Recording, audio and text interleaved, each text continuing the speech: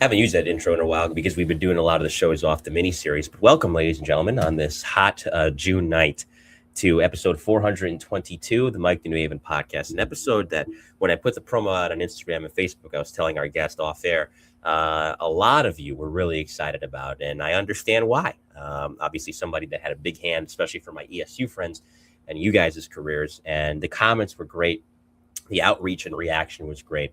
So it's nice to see that I'm tying things together for what ultimately, as we know in the world of the New York City Police Department, especially the Special Operations Division, is a big, big task, but ultimately a small, small world. So thanks for tuning in. If you haven't checked out the previous episode, that was volume 16 of the Best, the Bravest Nationwide edition with firefighter paramedic Tyler Whitridge, who is soon to be author and currently on the job in Saratoga Springs, New York. So that was a lot of fun. They're busy this time of year, especially when, the big horse race comes through in the summertime. A couple things here. So I promised I would do this. This is a shout out to Frank D'Amato, and I have one of his patches here. So I have to, when I eventually get a space large enough than what I have right now, these got to get hung up. So Frank was talking to me because he does LED signs for NYPD, FDNY. He sent me a whole box of them. He did this. Now this is very cool. And you should go to Frank. I think he's on Facebook as Frank C. D'Amato. LED signs, which I'm going to make sure I get hung up at some point, probably when I move into my own place at some point within the next year, of anything. Fire department, police department, in this case, New Haven, Connecticut. I don't work for the New Haven Fire Department, but I assist them in my current job as a public safety dispatcher. So when I tell you this man is dead realistic with what he's able to put together, he has a talent like you wouldn't believe. So, Frank, I want to thank you. I loved what you sent. He sent me an ESU LED sign, FDNY, NYPD Bomb Squad. You name it, he sent it. So, Frank, you delivered, my friend. And again, that's Frank C. D'Amato on Facebook. He didn't pay for this advertising. I don't care. I'll give it to him for free. That guy, if you want any LED signs done, you got to go to him. So I promised him I'd give him a shout out. There you go, Frank. Well deserved. Thank you very much, my friend. I love it. Also, and this is not WFAN, but I'd be remiss if I didn't mention it, and I won't keep my guests waiting too long because I got an ad to run. But my life changed Saturday because you have to understand, as someone that followed the New York Knicks since the age of 6, when for the most of my life, we absolutely sucked with the capital S, I say my life changed because for the first time since 1973, the New York Knicks, yes, those New York Knicks, the same New York Knicks that 7 years ago I watched go 17-65 and have the worst record in the league, not just the conference, not just the division, but the entire league, just won the NBA championship. They defeated the Spurs in Game 5, 94-90, to win the championship in 5 games and complete a playoff run that saw them go 16-3. And was it easy? No, the Knicks never make it easy. The finals were, I sweated every game. And the first 2 games in San Antonio, they were down 29 points in Game 4. I turned the game off. I turned it back on when they cut it to 15. They end up winning the game by 1. And then, of course, Jalen Brunson took over in the fourth quarter for a championship that means the world. Listen, I've seen the Yankees win a World Series. I've seen the Giants win 2 Super Bowls. I have yet to see the Rangers win a Stanley Cup, but I've seen them get to a cup final. This one means the most. And for the first time in 14 years, New York City can say that one of its 4 major sports can lay claim to a championship. The parade is tomorrow. I will be there. And I am a very, very happy man because it doesn't matter what happened the rest of the year. I don't care what the Yankees do. I don't care about any of that. My Knicks finally won a championship. So there'll be more on that.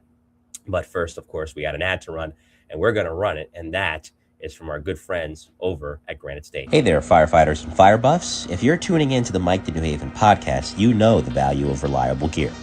At Granite State Fire Helmets, we're proud to introduce the TL2, our premium leather Phoenix fire helmet. The TL2 is all about comfort, durability, and that timeless style you trust. And here's the best part.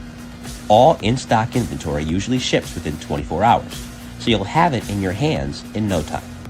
Plus, our company is proudly owned and operated by firemen, so you know we've got your back and understand exactly what you need out there on the front lines. So don't wait. Gear up with the TL2 today. Granite State Fire Helmets, where tradition meets innovation, and where firemen have you covered.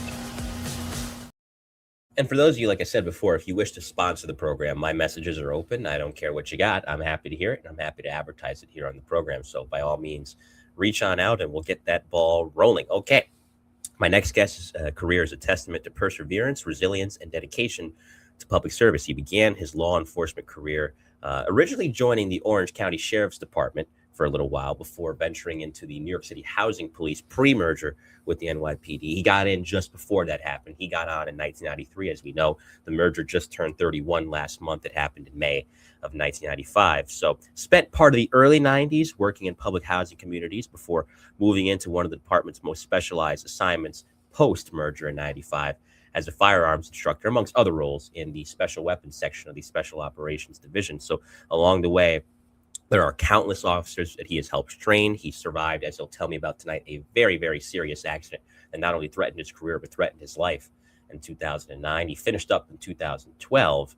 And like I said, many, many people were excited to see that he was coming on. It's my namesake, and that is Mr. Mike Renna, who joins us now on the Mike the Naven podcast. Mike, welcome. How are you?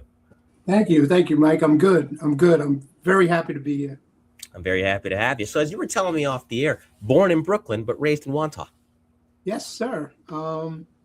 My family wanted to move to the country. So my grandparents, when my father was a young man, they left Brooklyn and they moved to Valley Stream, which was the sticks, even though it was maybe a half-hour ride back then. And then when I was born, they were like, we got to get out of here. And they moved to Wantagh, which was really, it was the country. You know, I think I was in Wantagh 1975, and that's where I went to school. It was a wonderful place to grow up. Absolutely. And, you mentioned it too off air. You had a lot of firemen and cops on your block. And I imagine that influenced you early on because, the guys that listen to this show hear me say it all the time. You're of that generation where, and it still happens now, but especially back then where people are telling you, kid, take the test. You don't have to take the job, but take the test. Yeah. I took so many tests, Mike. When I was, I was young, didn't know where I was going. And the biggest influence, honestly, God rest his soul, my stepfather was Captain William Caldwell, and he was the president of the SOA for housing. He was an unbelievable force in my life, and I miss him terribly. But he was the one who sparked my brother and I, and a couple of other guys that wound up going to the same academy class in 1993. I got on August 30th, 1993, and I took a tri-agency test, which was housing, transit, and PD, and you got to check the box. So again, my stepfather, Captain Caldwell, he's like, check the housing box. I could take care of you. And it worked, it really worked. And it was probably the best move I ever made. I really, really, really enjoyed. I'm a big lover of the NYPD, but the housing family prior, I had 2.5 years as a legitimate housing one-patch police officer. And it was great. I really enjoyed it. But Bill Caldwell was definitely a big influence. I can imagine, and I'll get back to housing in a second. But as I mentioned, we'll scale it back a bit. Originally, your law enforcement career actually began out in Orange County. We're not talking California, of course. We're talking Orange County, New York. Yeah. I believe it was 1988. And they were not civil service. You just got hired. Oh, really? Yeah. You walked in. They did a brief background check. I mean, from the time I went in for my interview, 72 hours later, they were calling me to take the job. And back then, I think, if my memory serves me correct, the pay was like $18,900. But you definitely doubled it in overtime. And that was probably the biggest downfall, because with the sheriff's department, they had two divisions. They had the division that worked the courts, served papers, and then they had the jailers. And I became a jailer. And working inside gets a little rough. But when I found out about the housing police, they called me. And I was like, okay, what's this all about? And they said, we got to get you to come down to the Bronx, because I was living in Orange County at the time. And the rest is history. I got on in the 93 class. It was wonderful. But the sheriff's department, I give a lot of credit to those guys because I got to the point where after a brief, I think it was like a year and a half, I'm like, I don't like this. But what worked out was the housing police kind of coincided with my career there. So I look good on paper. I was a deputy sheriff in Orange County. And yes, we chewed tobacco, and yeah, it was definitely a country vibe up there. I can imagine for sure. And the thing to remember too, with doing a police academy back then, as some of the old timers have told me on this program in New York City, is I believe around 1981, 82. And my friend Scott Wagner, who was a housing guy, can check me on this if need be. Good guy, Scott. He's also a hostage negotiation guy. Around 81, 82, housing stopped doing their own academy.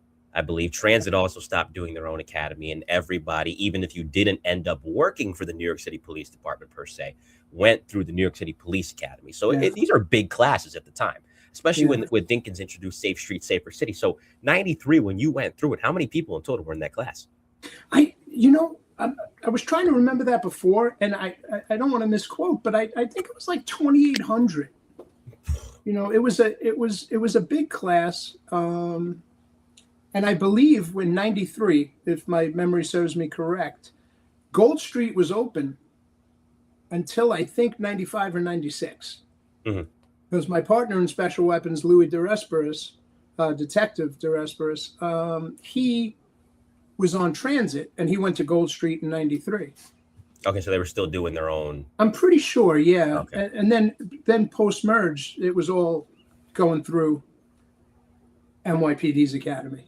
3,000, says Mike Shanette. Mike, I got to get you on the show too, so when you can, send me a career timeline, because I've been meaning to ask you for a while.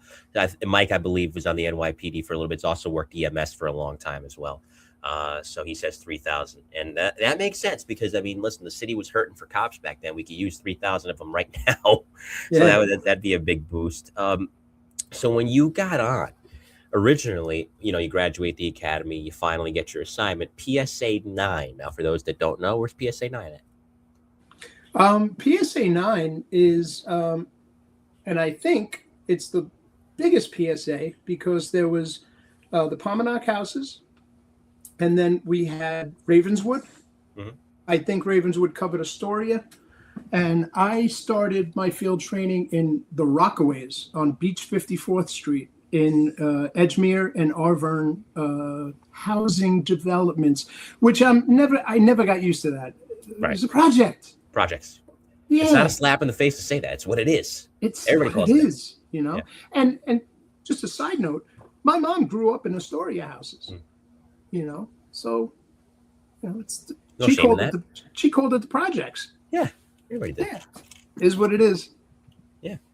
So being there, and I've said this before to guys that worked housing, and this is no diss at anybody that, as you guys called it, worked city, or anybody that worked transit pre-merger. Housing's the most unique beat of all. Transit people, well, literally what it says, they're moving throughout the day. So it's quite literally a running beat because you're seeing the same faces, but they're not stationary. No, it's a rough job. Exactly. Housing, you're sandwiched in and firmly embedded with everybody. There's nowhere to run, nowhere to hide. Not that housing cops view it that way, but rather you want to or not, rather you're a social butterfly or you're more on the quiet side, you're going to get to know your community real fast, faster than the average beat cop because it's a giant community in and of itself. People said this at the time. And I believe there was a great documentary, which is still on YouTube. I forget her name. Lynn Awe, Captain Awe, put it together. She's wonderful. Yeah, I have to get her on the show. She put the documentary together, The Neighborhood Police, if you remember, where the population was 36,000, I believe, just in the projects alone, which is bigger than some cities. Yeah. Yeah. Edgemere was huge. It was big.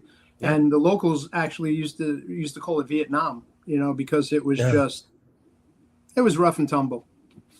Great on a day tour, and cross your fingers on a 4 to 12 and a midnight. And what were we dealing with? Drugs? I imagine a lot of drugs, a lot of guns. Yeah, it was still crack was still big, and you could smell marijuana everywhere you went. but yeah, crack was still pretty big, and it was a tough go. That was a tough go, but I really enjoyed. I'll give you an example. My brother, retired Sergeant Darren Renna, he went to the 110 precinct after the academy. I went to PSA 9. I think 2-3 months went by, and we talk almost every day. And I'm like, what did they do on your field training? He's like, they drove me to a post and they said, these are your 2 blocks. He didn't make one arrest in, I think it was 6 weeks. Jeez. In housing. Yeah, it was a long time because they just put the kids out there and they were like, call us if you need us, and they just drop you off. And when I got on, within the first 2 weeks of field training, everybody that came, all the new guys that showed up and girls, everyone had multiple collars. I mean, multiple. Violations were well received back then. Now, I wouldn't bother. But everyone got a misdemeanor, everyone got a felony. It was just, here you go, and get in there and go to central booking, and good luck to you. But you learned quick, because you wanted to stay tactical, stay alert, and you hung on every word. My field trainers were Kevin White, police officer, and we still talk. And memory's going, but we had, it was a fast paced. You were encouraged to go out and lock up the bad guy. Mm-hmm. So it was awesome. I really enjoyed it. And at the time I was living like 20 minutes away. So it was just a joy. Oh, perfect. You had a great commute.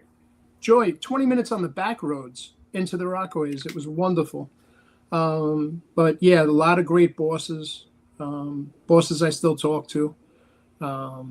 Great cops, and a lot of guys that I got on into PSA 9 with, a lot of them found their ways to other police departments like Colorado and Denver. These guys were going everywhere, taking every test, and I was just happy to be there. So I was good. I wasn't taking any more tests. And you had your lot, and that's the thing during that time where the other unique aspect to it is the public, and it's just the way it is when you're talking about an entire city to deal with. In certain neighborhoods, the relationship with the New York City Police Department is a bit more tense than others, historically. And that's not a put down. It's a fact. But as with housing, I find a lot of guys say the community loved you guys. Maybe if they didn't get along the best with the NYPD, they loved. And to this day, those that have lived in those areas a long time and remember the old housing police, they miss their housing police. Yeah. There was a wonderful relationship, especially with the tenant patrol leaders. Yep. They were like running stuff in their project. Mm-hmm. They would invite us. They would try to feed us. They would offer us coffee.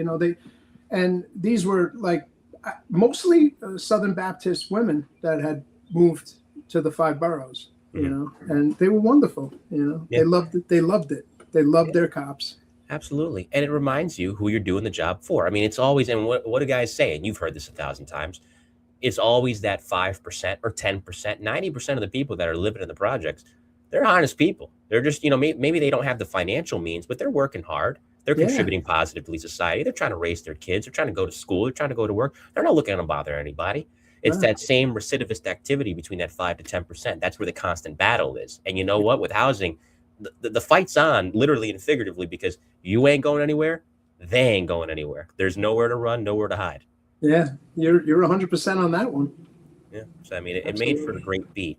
And again, at this time, it's funny because even if he wasn't your police commissioner just yet, per se, Rudy comes in, Bratton comes in.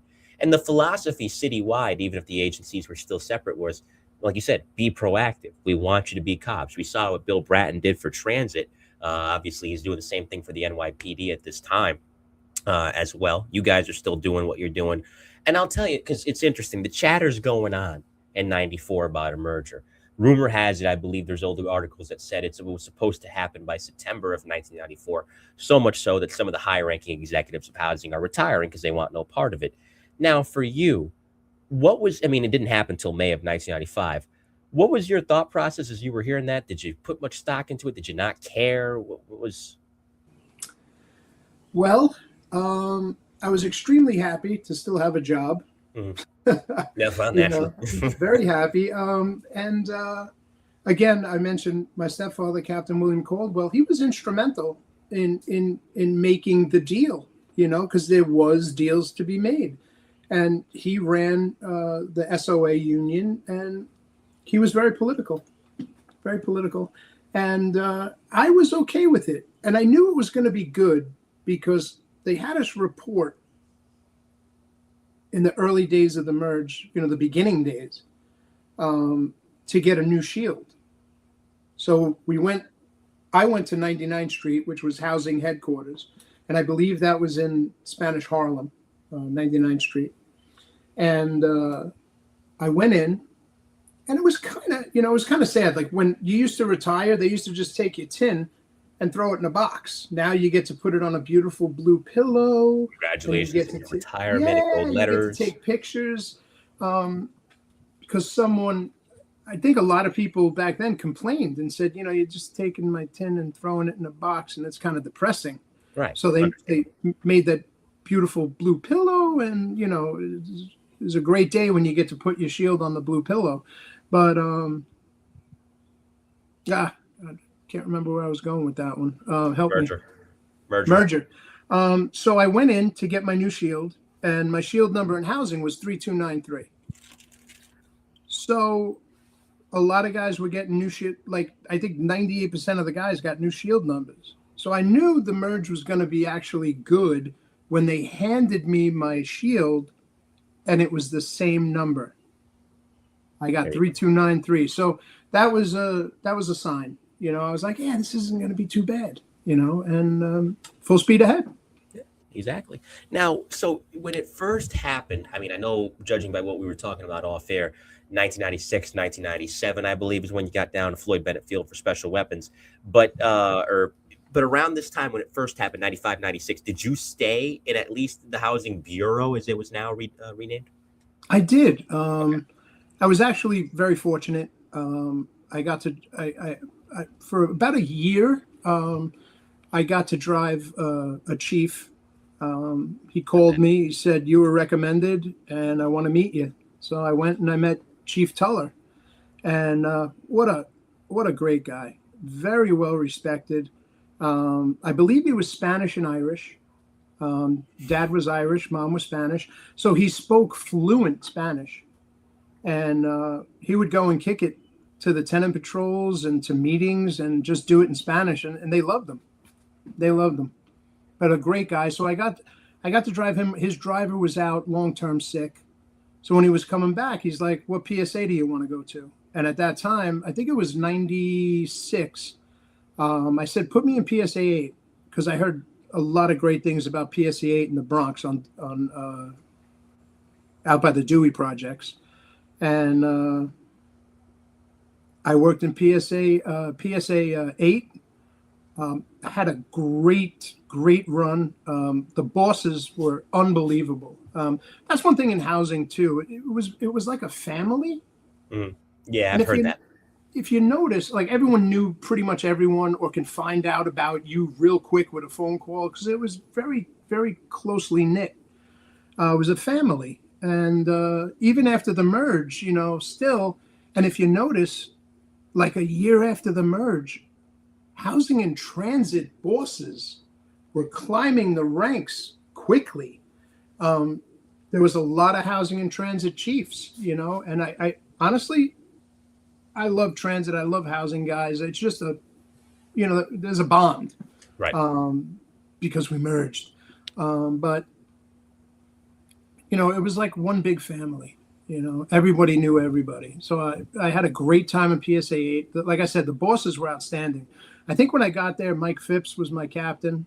You could go. He had an open door policy. Not that you're running into the captain, but he had an open door policy. He was very friendly. and I had a sergeant, made lieutenant before he retired, Mike Favola. He taught me so much about being a cop. And then, there was a Lieutenant Andre Barry in PSA 8. And wow, he really, he actually, I credit him with really teaching me as much as I know about policing. Wonderful guy. I still talk to him. Wonderful guy. Great leader. It's the most interpersonal job. And this is for somebody that wants to be a fireman. And don't get me wrong, as a fireman, there's a lot of people skills involved in that too. Hopefully it's a job I can get pretty soon. But I think policing is the most interpersonal job that you can have, because there's a lot that you can say that can dictate, especially, in a beat like housing, in a beat like transit, how a situation's going to go or not go. Your greatest weapon isn't necessarily what's on your gun belt. It's your mind. It's your listening skills. It's your mouth sometimes too. And how you deal with people, not even in a criminal encounter type sense, but just day to day in the beat. Yeah. All the guys you mentioned were great at one particular thing, building relationships within the community. Absolutely. And the housing and transit big bosses were always just very friendly guys, very friendly guys. It's good. It was awesome. It really was an awesome time to be a cop. Well, I can imagine. I mean, I look back, I do a lot of reading on it. I didn't live it, but I do a lot of reading on it, of course, and it kind of puts you there. It really was the golden age. I look back at, 1994 to right before 9/11, 2000, early 2001. That was the apex period, I think, to be a cop in New York City. Because the nice thing is, when that merger happened, regardless of how one felt about it, all the skill sets that the transit guys and gals knew how to do, they brought over and implemented to the NYPD. Same thing with the housing guys and girls. And you look at ESU alone, certain things that transit EMRU guys knew how to do, they're bringing that to ESU. The housing guys, certain things that they knew how to do in ERU, they're bringing that into ESU. So it really blended together in such a way that I think everybody in the long term, even if they didn't agree with it, definitely, and you're one of them, they benefited from it. Yeah. I got to tell you, one of the things that we did in housing, when you made a collar, you didn't call a boss to the scene to verify. So right after the merge, I remember making a collar in the 4-3, and I take the collar to the desk in the 4-3. And in the beginning, there was a little, there was a little friction. I can imagine. Because housing guys would come in, and the first thing out of the desk officer's mouth is, "Where's your boss?" Because they did not want to be bothered supervising extra. So we didn't have to. If you don't know what an arrest is and you got to call a sergeant to verify. So I made an arrest in the confines of the 4-3 when I was in PSA 8. And I bring him into the desk. And this sergeant starts ripping into me. "Who verified this?" I'm like, "Excuse me?" I verified it. He was smoking crack, and he had a firearm. What more verification do you need? I put the cuffs on him and took him in. So my boss showed up, and it was Andre Barry and Captain Frank DiMaggio. But I think DiMaggio was a lieutenant back then. But they went in, and they completely destroyed the desk sergeant verbally. And honestly, after that incident, I guess the COs talked to each other, because that happens. And we never had a problem in the 4-3 again. Well, there you go. Yeah. But it was unusual, like, who verified it? I'm like, I did. Right. You can't verify it. I'm like, okay. Yes, I can. I got on the radio, and I called the special ops lieutenant, and he showed up with another lieutenant, and it was on. It was a beautiful sight to see, actually. I really enjoyed it. Because, I mean, there's a little thing in policing, as I've learned from all these wonderful conversations I've had with you guys over the years, called discretion, where, listen, just if you've trained them enough and you're willing and you have signed off on, okay, they are, able to graduate the academy, they have exhibited, they understand what their duties are going to be, to then go out there once they're on the street and then tell them that they don't have the wherewithal to use the very thing that you trained them on how to do, which is discretion out in the field. What is the point? That is a gigantic demoralizer. And I don't know how it is now, but at least back then it makes perfect sense. Okay, listen, you know what you got to do. A plus B equals C. He has illegal drugs on him. He has an illegal firearm on him. Oh, yeah, that's against the law. And what am I? I'm a cop. Time to go to jail. That's good. That's a good analogy. I mean, listen, so I'm glad you mentioned that. So as time progresses, we'll get into special weapons now. And again, this, as you were telling me off here, 96, 97, around there. Now, some guys have a military background. Some guys, have backgrounds, where maybe, I don't know, they owned a gun shop or they were around firearms a lot as a kid. For special weapons, what was, and not that it matters to me, it's still a cool opportunity, but what was your background that allowed you to get into that really niche spot? It's a good story. I didn't have a military background. By the time I decided to go into the military when I was turning 18, I had believe it or not, I had 2 really bad knee injuries. And they were like, yeah, no. I was like, okay, so I did become a flatfoot and it was awesome. But yeah. So that's that prevents you from at least getting into the military, but other opportunities will come about. Vinny Manco, before we continue, sorry, just Vinny Manco in the chat. He says, sorry, got on late. Great guy, Mike Renna, one of the best guys in building 2 range, and he learned a lot from you. So I just want to Vinny, thank you, buddy. Yeah, I miss you. I miss you. Yeah, he's a good man. So as you were saying, a great story. We like to hear great stories in this program. Tell us, take it away. My brother and I, we were very fortunate that our cousins had girls because they put all the time into the boys. We were the only 2 boys for a while. So at the age of 5, I went up to visit with my family, my cousin. He had a house way upstate. That was his, secret spot. And he was a retired fireman, lieutenant. He was a Korean War veteran. So what he did was he actually took the time with pen and paper and showing me as a little boy how the sights line up. Excuse me, how the sights line up. And he put I'll never forget, it was a Model 10, Smith & Wesson Model 10. It was a 38. And he put 6 wood chips on a stump because he had plenty of land. And he did a lot of shooting. So he took me probably about 20 yards away. And he said, go ahead, hit them. And he gave me about an hour's worth of, safety and very thorough. And I shot all 6. So he told me later, many years later, he said, I was like, it's a fluke. There's no way this kid just did that. He goes, I couldn't do it. So he put up another 6 and I shot him. And that started when we moved to Wantor. He already lived in Wantor, had a big backyard, and we used to shoot in his backyard. So that's how I started. My father was a big gun guy, always hunting. He was also a full carry permit holder. So guns were everywhere. And I'm fortunate enough to be taught right. And we'll get into what I just said later when we talk about recruits and stuff. But that's how I learned how to shoot. My cousin Anthony Pascal, lieutenant from NYFD. Wonderful man. And now you're able to, pass that knowledge down to others as well. And this could come to define much of your career because, and again, Special Operations Division of the New York City Police Department, a lot of people automatically, I'm among them, think of the Emergency Service Unit.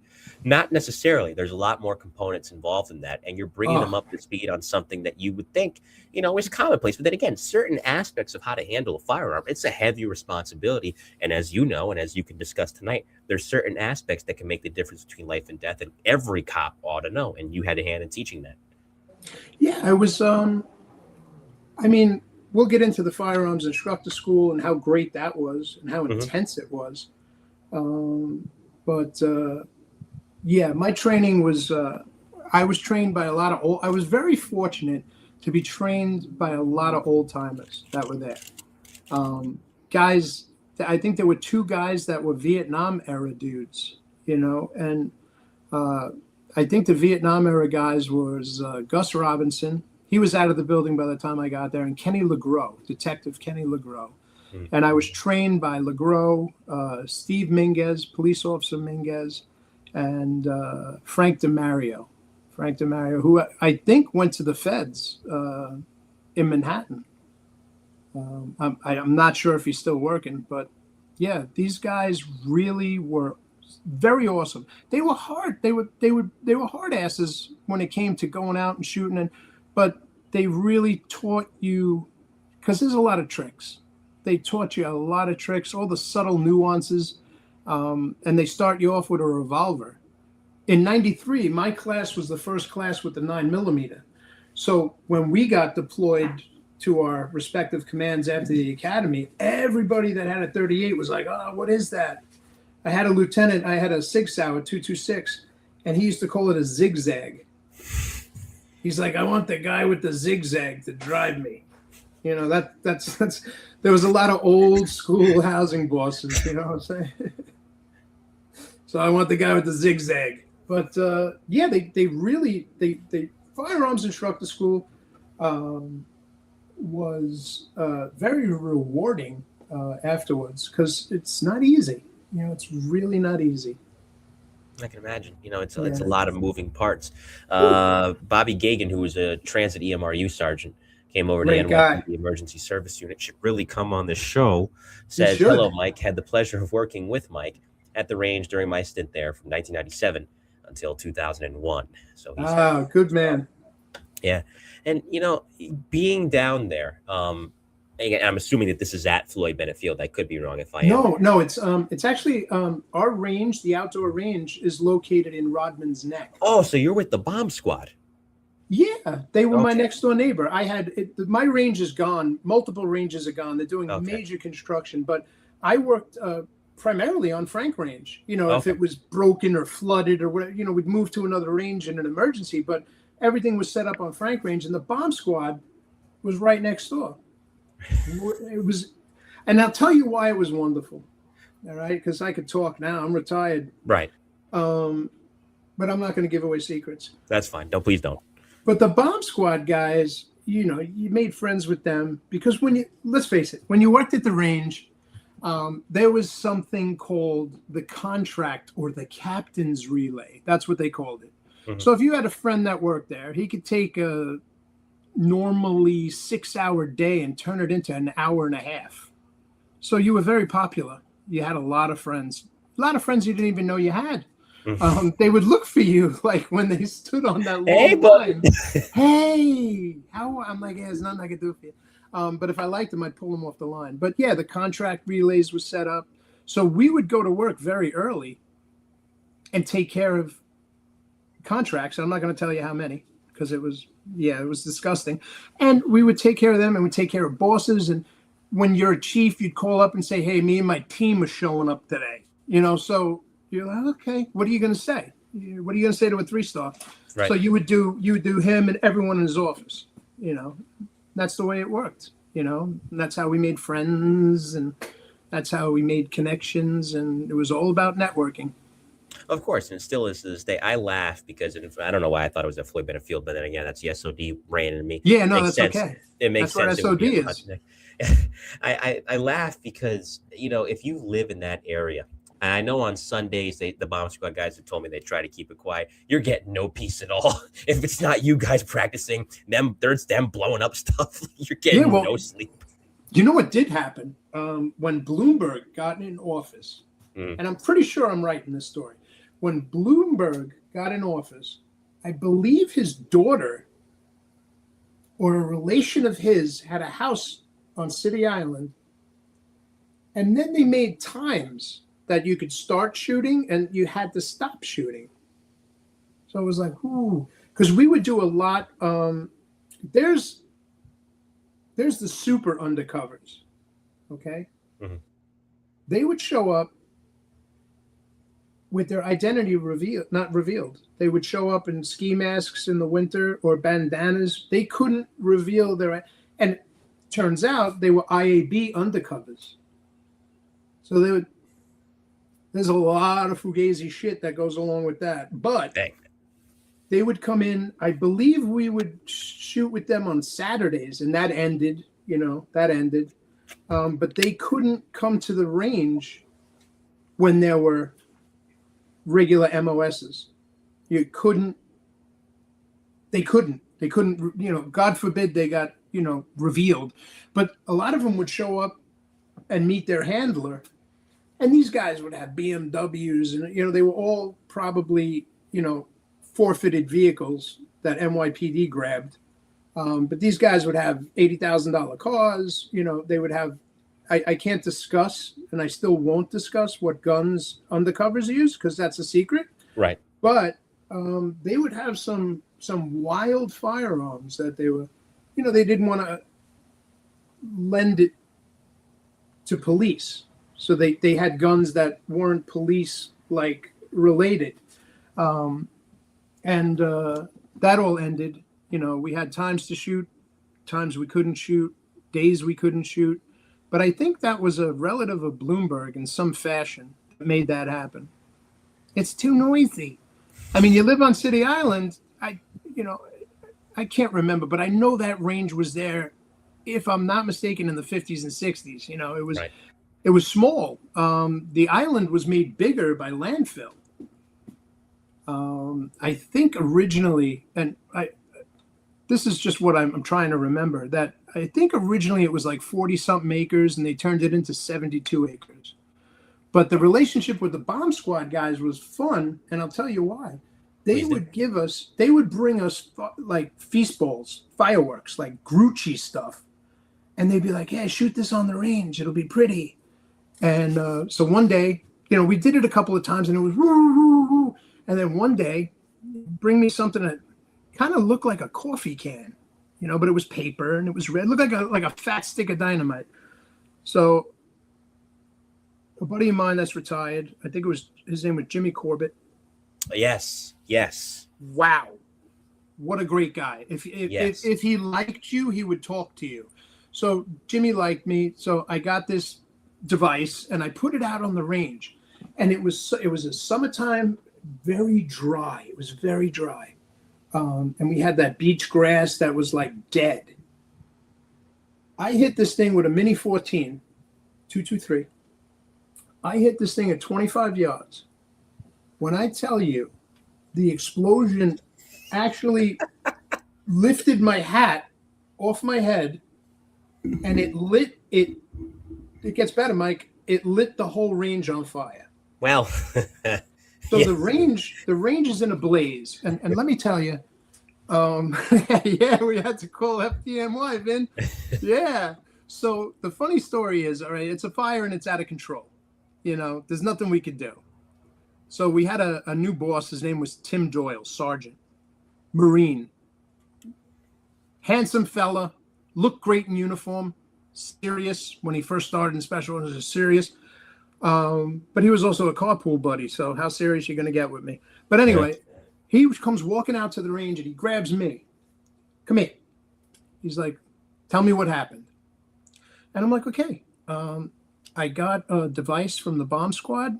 I shot it at 25 yards, and I lit the whole place on fire. So he looks at me, and he goes, "Oh, that's got to be true because it's crazy." I'm like, we do it all the time. This is welcome special weapons. But FD shows up. Now, there are loose rounds everywhere. They just have people drop them. They fall. Shit goes on, right? Right.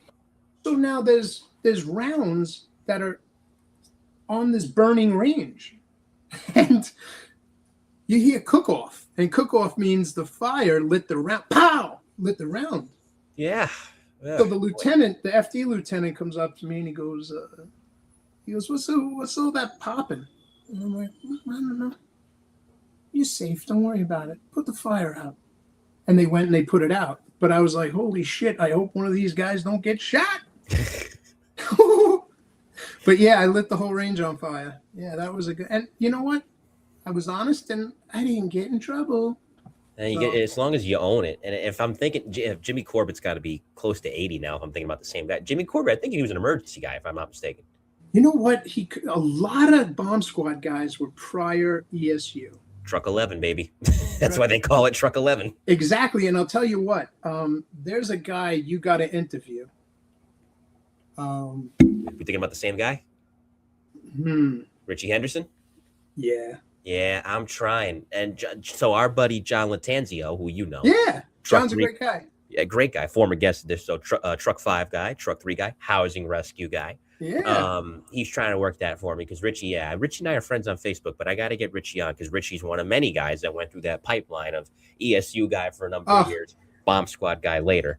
You know? If anyone's got stories, Richie's got them. I want to get set because I got Tales from the Boom Room, so I got to get Richie on for Tales from the Boom Room. Absolutely, and I worked with his wife at the time. It was Diana Rocchio, but now she's on the job too. Yeah. She worked at the range. Oh, I didn't know that. Yeah, I didn't know that. And her brother was on the job too. Oh, okay. Oh, so Silvio, great guy. Yeah, just a wonderful family. The stories on Rodman's Neck alone, that's a show in and of itself. Because imagine, and I don't know when the bomb squad started using that range specifically, but between you guys being there and them being there, man, especially when they're driving it, because a lot of people forget. Paul Perricone as well, E1 of the bomb squad. Paul's been on the show a number of times as well. Another great guy. But thank you, Vinny, for that. But it's funny because people forget. And I remember Paulie talking about this.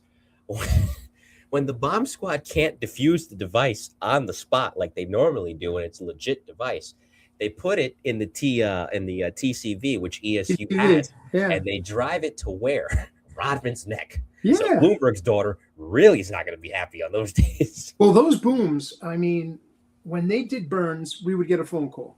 We're going to do a burn at noon. We're going to do a burn at 1300. Okay. Some of them were really like earth. You'd feel the earth move. They were unbelievable. And whenever they would bring a device in, let me tell you, when you travel through the city with a device, I mean, they shut down roads. I mean, we used to have to make the phone call to the City Island Bridge. Don't open. Hold all traffic. We got a device coming through. And it happened several times. I mean, a lot. I remember it happening a lot. Yeah. Yeah, bomb squad guys were mover and shakers. Great guys. Yeah, they are. And that's the hilarious part. You're in a unit where it's heavy as can get in emergency service, and this is why I know they're a special breed. After a while in a unit like ESU, you say to yourself, you know what? I'm gonna up the ante. Let me go to the bomb squad. It's a special group. And again, a lot of those guys kind of complete that pipeline. For those of you that don't know, the bomb squad is jokingly referred to as Truck 11. There's 10 emergency trucks throughout the city in ESU. They jokingly call the bomb squad Truck 11 because, as Mike just said, a lot of the guys that are in the unit are former emergency service cops and come from emergency into the unit. So that's where that joke comes from. Said lovingly, of course. I tell you what, that's one job I know. I got to be honest with you. I can't run into a fire. Mm-hmm. I'm not that guy. And I'm not diffusing anything. No. That could. So these I'll guys do the fire part. I'm not going to do the bomb part. These guys are super brave. Yeah. I'm not saying all New York City cops aren't brave. What I'm saying is these guys have an extra layer of brave. Mm-hmm. It's that's a heavy job. Yeah, it is. Absolutely. But Henderson would be a great guest for you. We're gonna work on that because there's a few guys because I haven't done a Tales from the Boom Room show in a little bit, and I want to get back into that miniseries. Dave Norman's watching; he says hi. Another guy who I've been, Dave? And Dave knows this. I've been stalking Dave. Dave's gonna file a restraining order against me at some point in the near future because I've stalked him relentlessly to try to come on the show, and I'm going to get you, Dave, one day. We'll see if he comes on, but. No, I mean, and that's, getting back to the special weapons component, I imagine that adds an extra layer for you. I mean, you want these guys to be squared away to begin with, but given the danger of the job and the specialized situations that these guys are encountering, meaning ESU, and what they're being called into face on given occasions, any given day, you never know what's going to happen. Making sure they're already squared away guys as is, but making sure they know every nook and cranny and every single facet to the weapons they're carrying. I'm added that, especially with the friendships you built, that added an extra layer of I really want to help these guys to what you're doing. Absolutely. I always felt, there's a couple of things we'll talk about, but we in special weapons, there's a lot of units that have special weapons. We trained between building 2 and 3, which was special weapons, building 2 ESU, Harbor, Intel, Mayor's Detail, PC's Detail, Harbor. Harbor has an array of special weapons. Oh, I didn't know that. And we also trained aviation in the Barrett 50 caliber, so aviation was involved. And they were wonderful friends. Great units, everyone in SOD. I mean, when I worked, I really felt this inside. I felt if the shooter failed, I failed to do something. I put the onus on me. So I would sit back and be like, what does this individual need? And we would give them, I'd forego meal to go out and shoot with guys, that needed the extra help. Because, believe it or not everyone is, but when we're done with you in special weapons, we don't give up on you. And honestly, when we did, which was rare, but there were failures in the 10-day SOD school for ESU, but they were very rare. We did have, I'll give you a quick example. We had an EDP lieutenant. And he really was like, he had twitches, he had tics. We tried to work with him. He had shaky hands, and he wasn't a raging alcoholic. There was something wrong with the guy mentally. He would chew his tongue in class, and like it was EDP odd. And at the time, we had some great SOD bosses. Inspector John Durkin. That guy changed the relationship between the range and SOD forever. Wonderful, wonderful man, wonderful leader, and a great guy that you could talk to. Because, I remember him from housing when he was in housing, and he scaled through the ranks. But there were so many great bosses in SOD. And they were all running, for the most part, from Kamandana, chief. But what a wonderful group of guys, great bosses. But we trained so many people. And then building 3, they did undercovers, super undercovers, highway, and any fall off. We also did tactical review. After you get into a shooting, you got to come into the class, and okay. And I would do tactical review classes, and I really made it easy. You just shot somebody, you just killed somebody.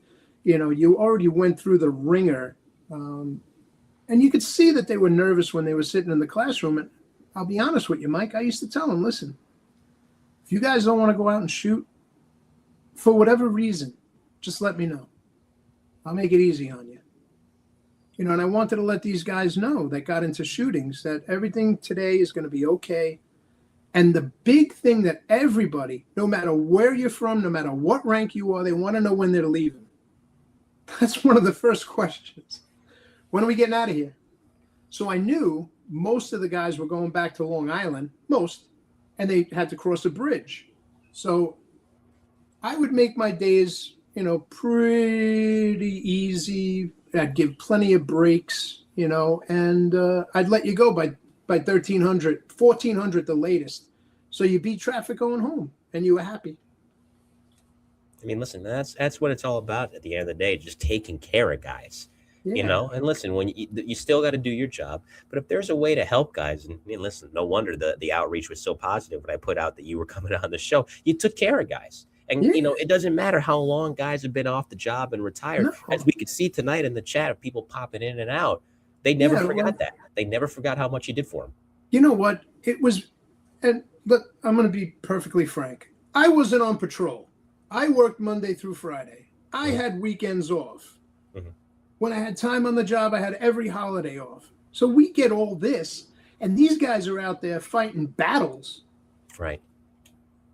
Going through it. Bend over backwards for them. Do whatever you can for them. Make them happy. Make them laugh. Because I got to admit, my CO, the late Stephen Silks. Ah, yes. Okay.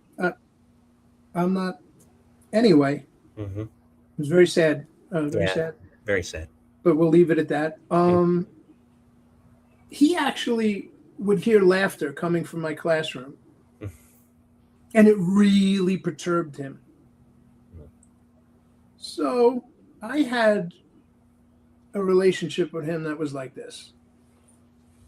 For whatever, there were reasons, and we're not going to talk about them. That's fine. So I said, well, he confronted me. What is it, a comedy show? And I said, listen, Inspector, this is when he was an inspector. I said, you got to take a dry subject. Firearms is dry. I'm sorry. It's dry. It's complicated and dry. And you have to take it from A and give it to B in such a way that they're going to understand. So yes, I use humor every day, and I curse. That was a big problem, cursing. It became a problem, but whatever. I did it anyway. What are you going to give me, a CD for saying something? So I told him sit in the classroom. Sit in the classroom. Come and sit in my classroom before you judge me so harshly. He didn't like that. He sat in the classroom, and I actually made the guy laugh. There you go. And he, for whatever reason, he left me alone, after that. But I try to remember all the good stuff and take all the bad stuff and just put it somewhere, because there was this much bad stuff and this much good stuff. The range is, no matter what, it's always 80 and sunny, period. You got to go out in the rain. You got to go out in the snow. Woo! You're not in the car answering jobs, Right. It's a change of pace. And that's why we had a really fatherly attitude towards our shooters. I loved them all. I tell you, Mike, I loved what I did. I really, really loved it. And I do miss it, and you're giving me a stage right now, and wow, I feel exhilarated. I'm happy to provide it. Thank you. There was a great story, and I want this should be told on the air as well. So Mike and I were talking off air about, obviously, a lot of emergency guys are in the chat tonight. Bobby, I forgot to mention, Bobby mentioned that Frank DeMario is still working as a U.S. Marshal doing security at Manhattan courts. He was a lieutenant in previous assignments, so forgot to mention that earlier. But, a lot of you guys in emergency, including John Latanzi, who just popped in, are in the chat. And, we like to mention the guys that aren't with us anymore. And so you were telling a great story about Mr. Tom Langone and Mr. Vinny Dans, both of whom heroically gave their lives on 9/11. Vinny just had a boat named after him, as a matter of fact. Yeah. And I've had the good fortune to have Tom's daughter on the show, doing a show remembering him, which was a lot of fun. And a story, and I'll let you tell it because I had the chance to hear it off the air, and I want you guys to hear it too. $8. $8. Take it away. I'll tell you about the $8. All right. So early on in my career, before I got into special weapons, I got to go to sniper school. Because when we do really cool classes, we like to throw in a couple of firearms instructors. Sometimes it's tough on the instructor because they're an instructor and they should be leading the pack, right? So when I went into sniper school, everyone's looking at me like, you work at the range, you have to be better than them. They put the pressure right on you. Right. So I got to sit Vinny on my left, Tommy Langone on my right. His rifle, we had to tweak it, we had to adjust it, we had to fix the elevation, windage, elevation. It wasn't shooting good for 2 days for him. We must have finally honed it in because this happened. We decided, I think there was 8 of us in the class. We each took $1 and stapled it to target. Whoever got the best looking target got the $8. So it begins. I throw one. I'm like, I'm out. I think Tommy threw a couple because you could hear him say shit after each shot. And Vinny shot one hole at, I believe, 300 yards. One hole. Like it looked like a Mickey Mouse. So the rounds were linking. And he won the $8. And that was his motivation. That's a sandwich. He was so focused on the $8. He just took everybody. And I was he like, locked in. wow. Oh my God! What? And I'm telling you, the two of them back and forth. It was like Abbott and Costello. And Vinny was brutal. I mean, he was brutal when he teased you and he went at you. Yeah, he was no holds barred. So it was a great time to be alive. But yeah, for $8, that's what honed him in. I wonder what 20 would do. Jeez. It was Vinny a Navy guy? I know he was in the Army, but which branch was Vinny? Was he Coast Guard? I can't, for the life of me, I can't remember. Somebody put in the chat because he just got the boat named after him, which was a nice ceremony that my friend Alice Gaynor from Channel 2 covered. So somebody, because I know Vinny was in the services. I just trying to remember which branch he was in. I can't remember. And Tommy, forget it. I mean, Tommy, people got to remember about this, and I've been fortunate to hear it over the years. For as great an emergency service cop as he was, Coast Guard, thanks, John. He was an even better fireman. he was good at everything, and I got to hear that from his daughter. He was a great fireman. His brother was, of course, a fireman as well in Squad 252 in Brooklyn. They both gave their lives that day. Yeah. So Coast Guard, thank you, John. I appreciate you saying that. So, I'll ask you this. Okay. So Bobby Gagan says Vinny was a Marine and then went to the Coast Guard. Okay. All right. That makes sense. Thank you to both John and Bob for clarifying. Yeah. Thank you, guys.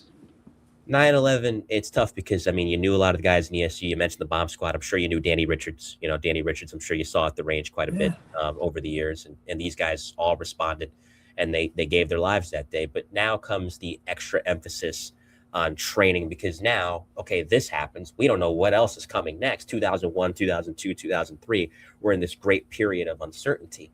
Was there a giant change in how the training was done in the couple of years after that followed 9/11? And if you can't talk about it, that's fine. But if there's stuff you can talk about, by absolutely, I'll tell you the whole story. I mean, there's no secrets.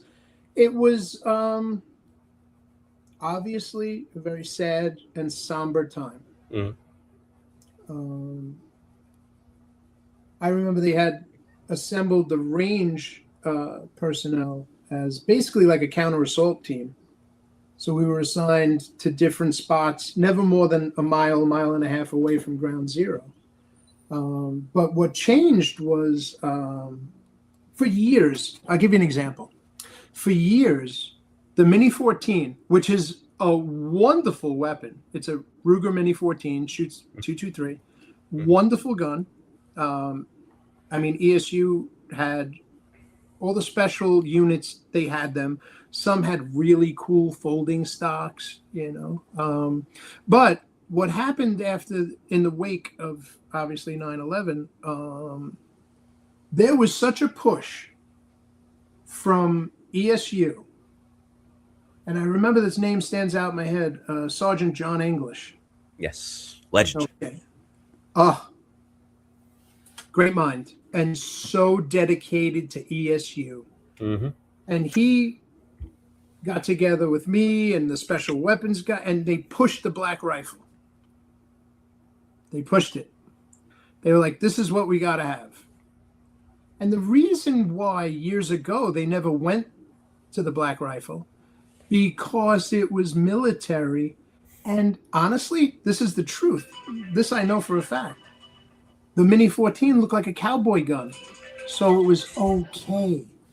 It was presentable, and then, the push from ESU bosses, everyone in SOD, everyone at the range, everyone got together like one big happy family, and they got the M4 passed.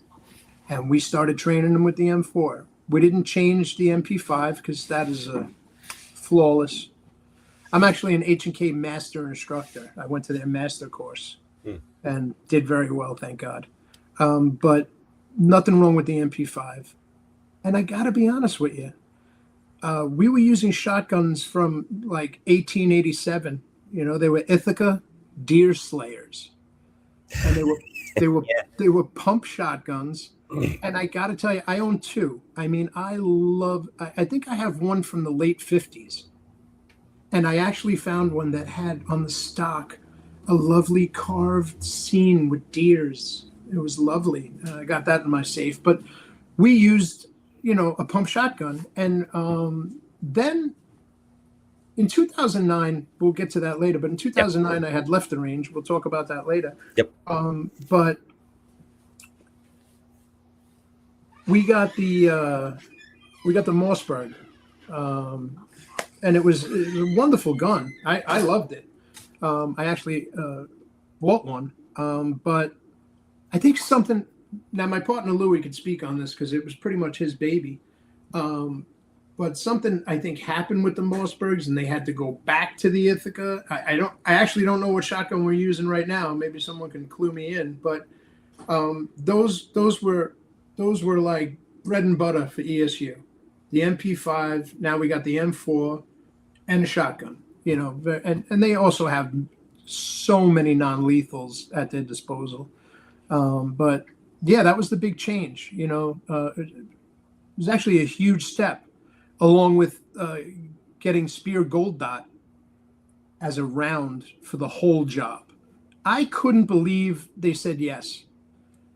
At the time, the Spear Gold Dot was outperforming the Ranger, the Black Town, outperforming.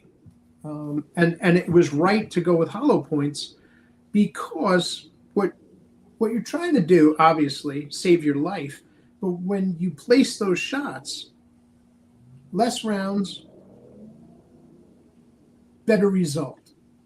Yeah. The Gold Dot opens up like a daisy, like a lethal daisy, because we did ballistic testing, gelatin, you name it, we tested it, and just a wonder. I'm pretty sure to this day that's what the job carries. And for anybody out there that's into their firearms, Spear Gold Dot, I put it in all my guns. I trust it. You know, I trust it. It works. But those things that we had changed were monumental. You know, it was a huge victory for ESU. I can imagine. Huge. Absolutely. You mentioned the Ithaca. I started laughing because it reminded me. So for those that haven't seen it, there's a great documentary on the Viggiano brothers called Twin Towers that Dick Wolf did back in late 2001, early 2002. Yeah. In the early portion of it, they started filming 6 months before 9/11. So this is like February, March of 2001.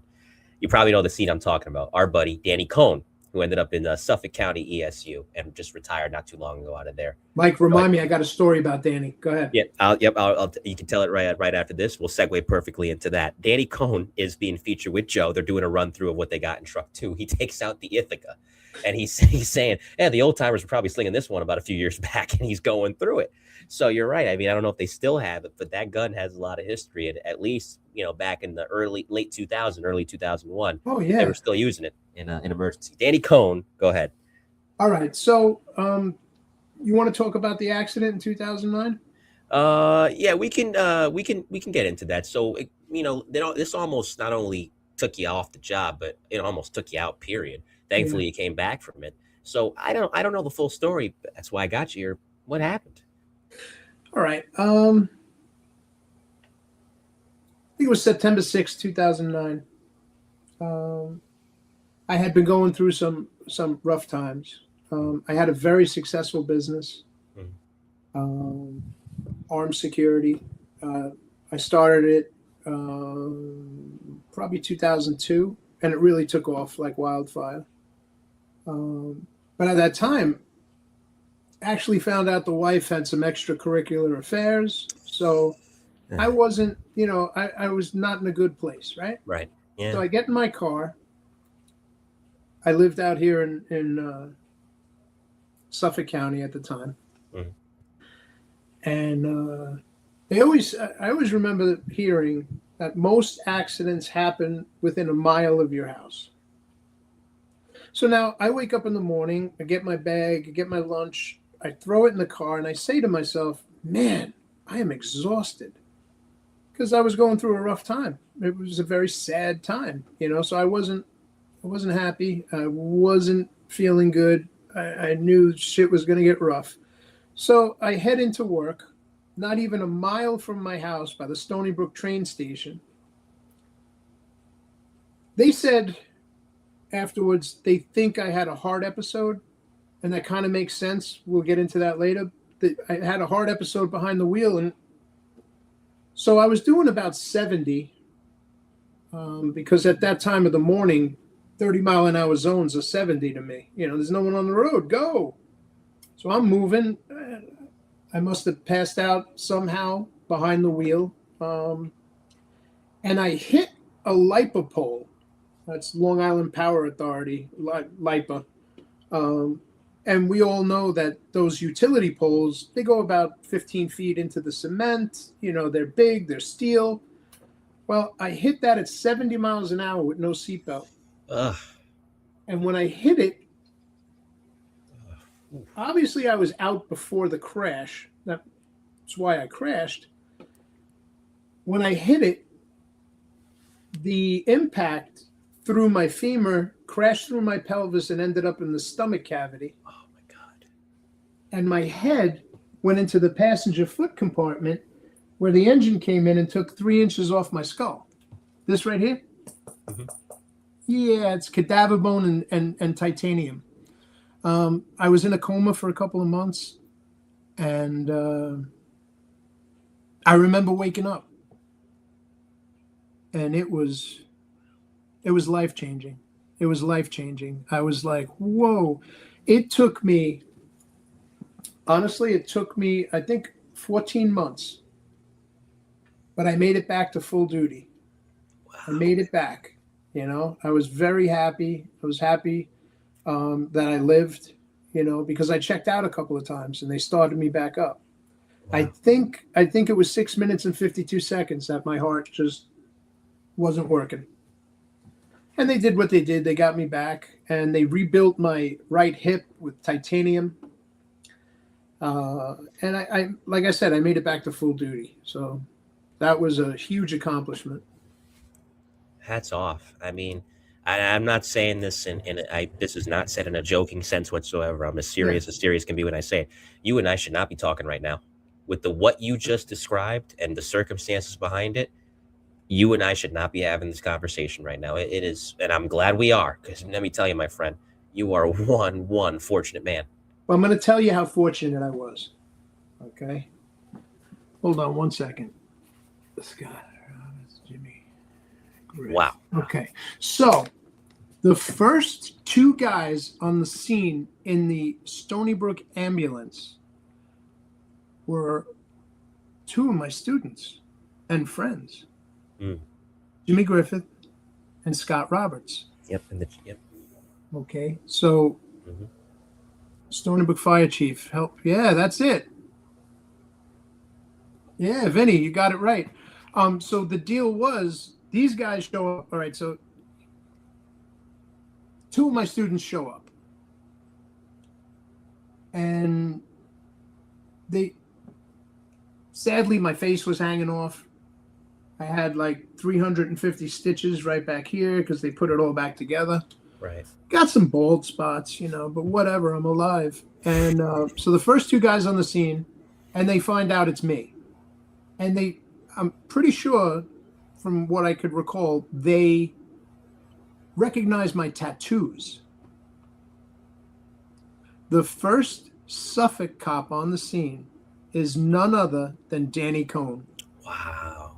And I trained Danny. Right. When he was in ESU in the city. Yeah. And I'm really good friends with his brother, Jimmy. Jimmy Cohn was the boss of aviation. Yep. But he was I met him as a lieutenant in Midtown South. And let me tell you, because I did a lot of business in Midtown South with my company. And that's another guy who taught me so much about being a cop. I was doing more. I wasn't a real collar guy, let's face it. There's collar guys is not, but I had my attributes that kept me going.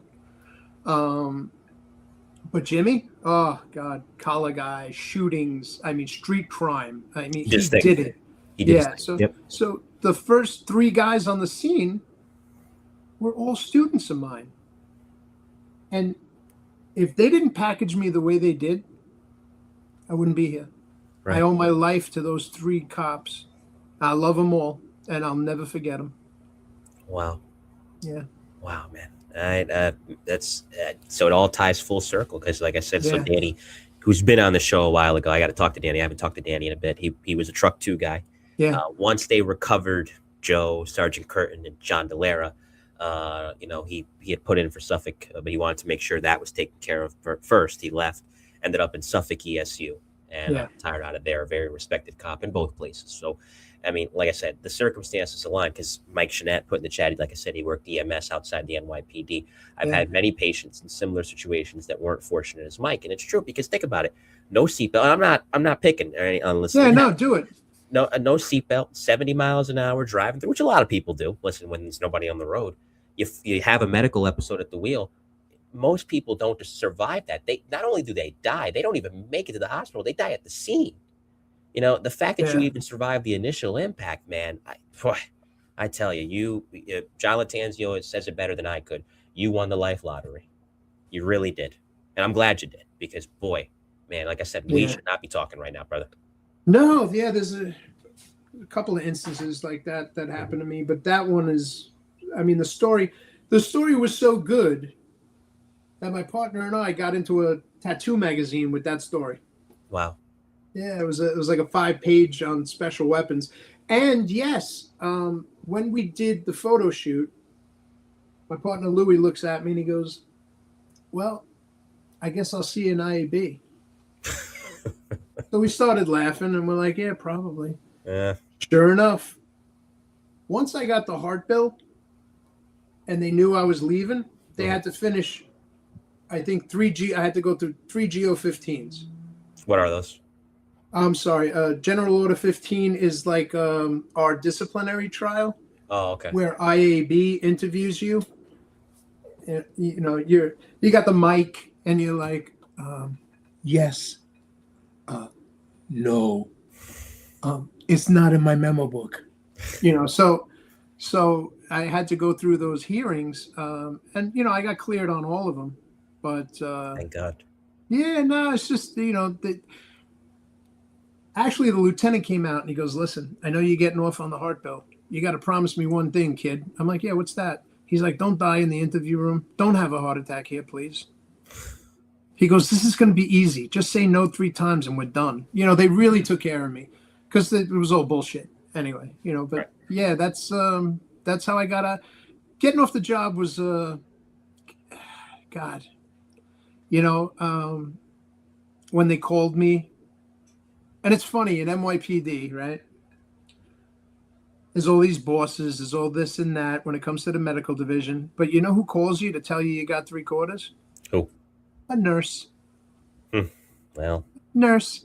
Yeah. So she calls me up. I believe her name was Mary. I'm not sure. But she said, "Michael, I just want to let you know you've been approved for 3." I knew I was a shoo-in because of the heart bill because I had 2 heart surgeries. Right. It's legit. Yeah. So, it's legit. And I was also a very big man. I mean, you look at the pictures of me in the magazine. I wish I had them to show you. I should have sent them to you so you could have put them up on screen. Yeah, I wouldn't mind it. But yeah, we ended up in IAB for that. Wow. Internal Affairs was grilling me. And I was like, they're like, "Whose Barrett was that? Was that an NY?" I'm like, "No, it was mine," and they're like, "Who's the expert on Barretts?" I'm like, "You got him in the next room, Louis DeResperis," so it was my partner. He really led the charge with the Barrett. A lot of special weapons. There was several. Anthony Carlucci, Mike Bourgeois, Larry. I know Anthony. Yeah. Yeah. Anthony's, God, I love him. I love all those guys. I miss them. We had some crew. But yeah, that's, it was a couple of GO15s and then they let me go. They let me retire. But when they call you to tell you, I got to be honest with you, at the time, I got emotional and I'll share why because I don't have many secrets. It was a bad divorce. It was bad. Yeah. But luckily, she got everything but my pension, so I was fortunate. But when I say everything, it was everything I had: houses, cars, jewelry, 457s, and 300 large in cash. Dang. That's what she got. So she got. I bought a new boobs. She showed them to someone else. So that investment really backfired. I was like, wow. look at that. 15 grand on those, and I didn't even get to use them. Jeez. But yeah, life was over when they called me. Life was over in my mind. I'm not a father. My kids weren't talking to me. I'm not a cop. Who am I? Right. So it was a rough time for me. It was a rough time, and dealing with those injuries. I made it back to full duty, yes, but the pain was. I had to learn how to walk. I couldn't walk for 3 months because of the metal and the glue they put in me. I was wheelchair bound. I can get up and go to the bathroom and stuff like that, but they wanted me primarily in a wheelchair. And it was just a tough time for me. So, yeah. It was sad when they told me I got 3/4. It was actually sad for me. Right. Because I wanted to stay. Oh, and listen, you loved what you were doing. I know you rounded out in the quartermaster section for those last couple of years too. Yeah. Which you didn't mind. I mean, under sad circumstances, but it wasn't a bad time for you. You were telling me, right? I'll tell you what. I was so fortunate, and I leaned on a couple of housing big bosses to help me because they were friends. I never called. When you're in special weapons, you meet chiefs. Chiefs love to shoot guns. They love to shoot machine guns. They have kids who want to shoot machine. So you're doing dog and pony shows for these guys. Right. But if you need something, like I got a couple of my friends transferred. I got somebody transferred from housing to mounted. I would do favors for my friends. And I finally called in a favor for myself. And it's funny. My last command was the same boss as my first command, PSA 9. Oh, full circle. Timmy Hogan was a lieutenant in PSA 9. And I'm telling you, one of the greatest bosses that ever existed. And he was an inspector at the quartermaster. So I called a chief friend of mine, another great guy. And I said, hey, listen, I got a couple of years left. Can you send me to the quartermaster? Because they were pulling in 600-700 hours a year. It was ridiculous. And they were like, yeah, sure. So I started my career with Tim Hogan, Lieutenant Tim Hogan as my boss. And I ended my career with Inspector Tim Hogan sending me off to retirement. And I'm telling you, great boss. Great boss. But yeah, that's how I got to the quartermaster. And basically you had to know somebody. Let's just be honest. Everyone listening knows about hooks. They know rabbi, hook. Use it. Listen, use them if you got them. Use it or lose it, Right. I mean, like I said, for years I used it for about half a dozen of my friends to get transferred. Right.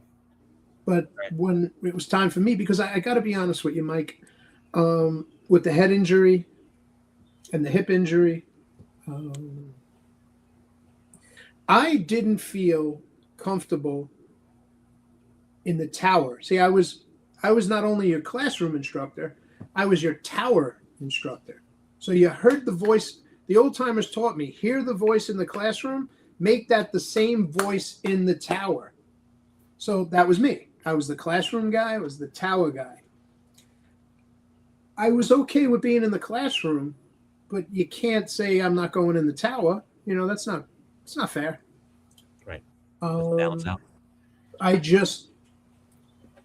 got a little nervous, so I said, let me just finish out my time in an overtime spot. It was actually further away in Queens than the range was, believe it or not. But yeah, it was a good move, and it was a good time in my life. So it worked out well for me. And I'm glad you came out of it, because these are rough stretches that unfortunately in general send people over the edge and they don't come back from it.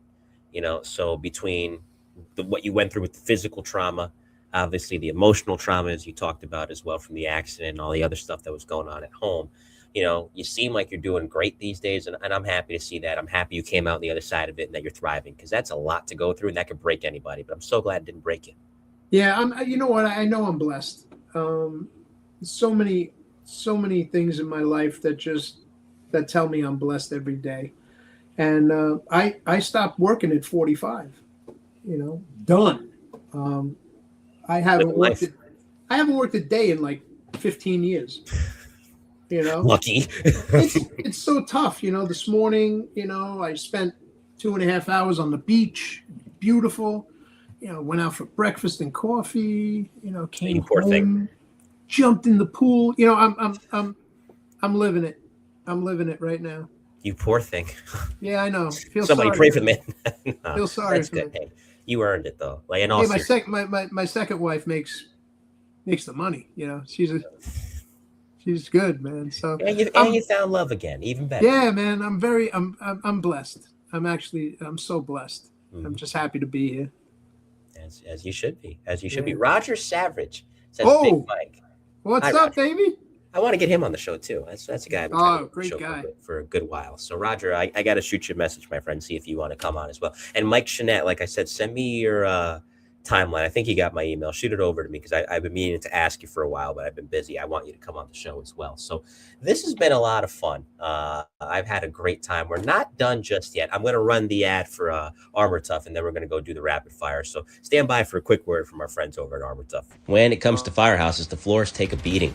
Boots, waters, tools, apparatus traffic, it just never stops. That's why departments like the Gloucester City, New Jersey Fire Department and so many others trust Armor Tuff flooring and tile. From the hallways to the training rooms to the apparatus bays, Armor Tuff delivers a clean, professional finish built to handle the daily grind of the job. Durable, seamless, and designed specifically for high-demand public safety environments, this isn't just flooring, it's infrastructure you can count on. And it doesn't stop at the floor. Take a look at the Grove's gear racks, built with integrated security features to protect turnout gear, personal equipment, and department assets. Secure storage, smart design, and built to last, because your gear deserves the same protection you provide to your community. If your department is ready to upgrade its space from the bay floor to the gear room, reach out to Armor Tuff Flooring and Tile, built for the fire service, built to last.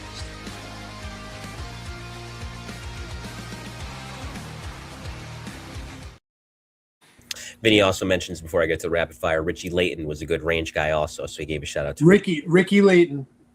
On the guys I worked with in the beginning, we had Ricky Layton, Ralph Coluccio.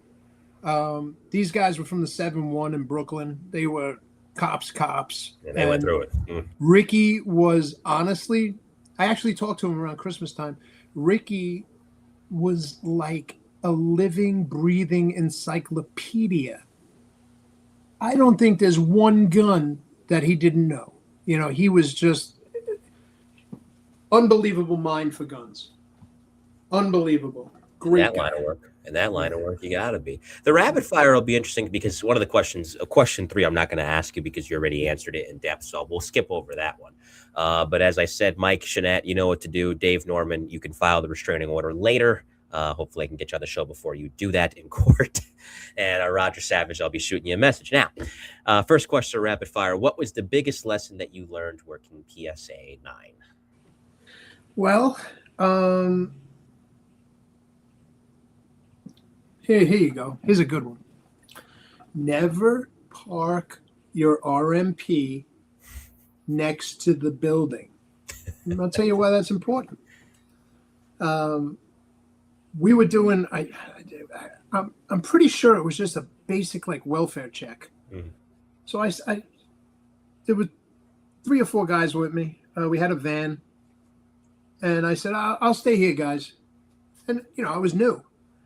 So I pull up next to the building. I let them out.